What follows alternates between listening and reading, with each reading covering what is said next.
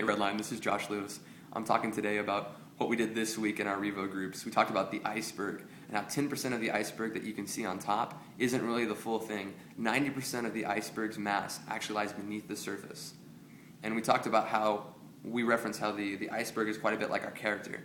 How 90% of our character is really what people don't see. Sitting in the church pew, people see, the good kid who shows up to church regularly, but your character of what you do at home is really what's going to sink your ship. We talked about the Titanic and how all they saw when they rammed into the iceberg was that 10% that was on top, but it was that 90%, the 90% that really sunk the ship. Anyway, we've talked to this message in Keller a couple of different times. We have a groups inside of the schools, evangelism teams that are planted inside of the schools called invasions. Now, the invasions take place in three main schools out in Keller out of the 4 schools that are there.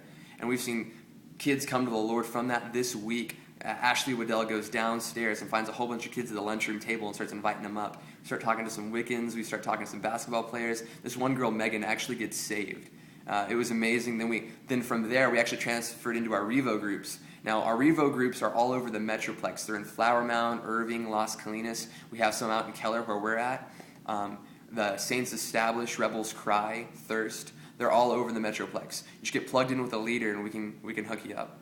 Also, this week, the announcements for this week, we've got October 29th, the October Jam. It's an outreach that we do in the area with the Las Colinas area. Anyway, you give us your candy and we're going to go hand it out and do an outreaches. So bring us your candy, October 29th.